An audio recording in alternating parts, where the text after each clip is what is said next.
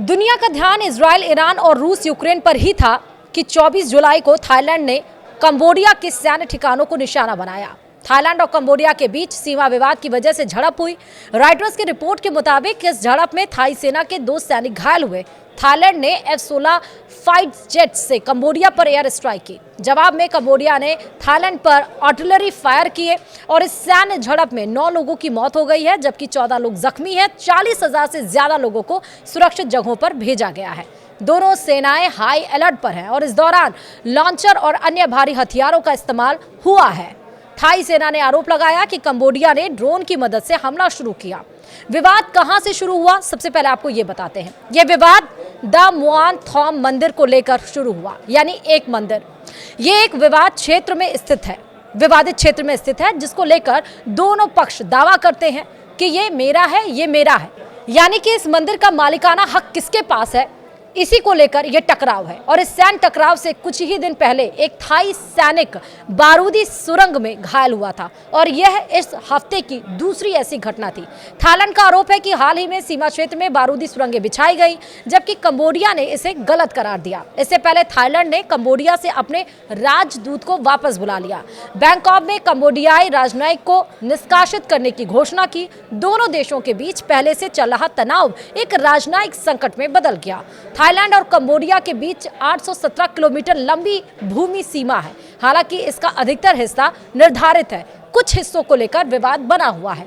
2011 में भी इस क्षेत्र में हफ्तों तक गोलीबारी हुई थी, जिसमें दर्जनों लोग मारे गए थे। कंबोडिया के पूर्व प्रधानमंत्री हुन सेन के अनुसार थाई सेना ने इस बार 2 कंबोडियाई प्रांतों पर भी गोलीबारी की। थाईलैंड के प्रधानमंत्री पैटोंगटार्न शिनावात्रा की हुन सेन से सीक्रेट बातचीत की रिकॉर्डिंग भी लीक हुई, जिसने थाईलैंड में राजनीतिक उथल-पुथल मचा दी। और इस बातचीत के लीक होने के बाद अदालत ने प्रधानमंत्री को निलंबित कर दिया। कूटनीतिक विवाद ने अब सीमा पर सैन्य कार्रवाई का रूप ले लिया है। थाईलैंड के सुरीन प्रांत के गवर्नर ने एक फेसबुक पोस्ट में मंदिर के नजदीक रहने वाले नागरिकों से अपने घरों में शरण लेने और निकासी के लिए तैयार रहने के लिए कहा है। और इस क्षेत्र में दशकों पुराने गृह युद्ध के दौरान बिछाई गई लाखों बारूदी सुरंगें पहले से ही खतरा बनी हुई थी।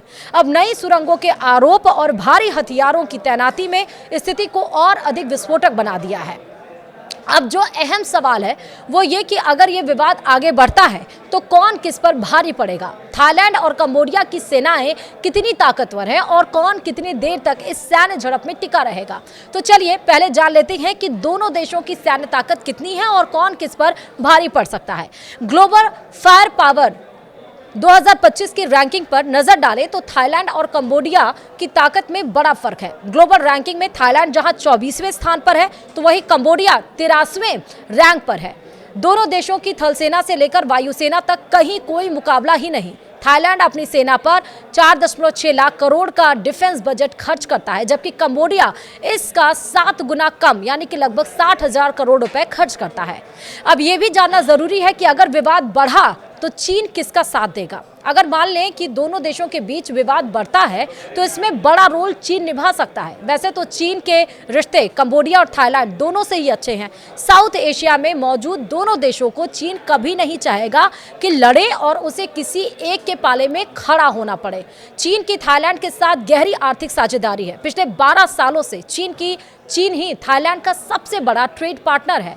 2023 में दोनों देशों के व्यापार $126.3 बिलियन तक पहुंच गया था। चीन ने थाईलैंड को हथियार भी बेचे हैं। हालांकि कंबोडिया से उसके रिश्ते लौह मित्रता के दायरे में आते हैं और इस रिश्ते की गहराई का प्रमाण रीम नौसैनिक अड्डे में चीन की उपस्थिति है, जिसे विशेषज्ञ चीन का दूसरा विदेशी सैन्य अड्डा मानते हैं। ऐसे में अगर ऐसी स्थिति आती है तो चीन को किसी का साथ देना ही पड़े तो उसका झुकाव कंबोडिया के प्रति ज्यादा होगा। हालांकि मौजूद परिस्थिति में चीन की कोशिश होगी कि वो दोनों देशों के बीच मध्यस्थता बनाए। लेकिन अब जो भारत के पड़ोसी देश हैं उसमें लड़ाई छिड़ गई है मंदिर को लेकर और सुरंग को लेकर। ये क्या विवाद अब थमेगा या लड़ाई रशिया और यूक्रेन जैसी और इजराइल ईरान जैसी हो जाएगी, देखना होगा आगे।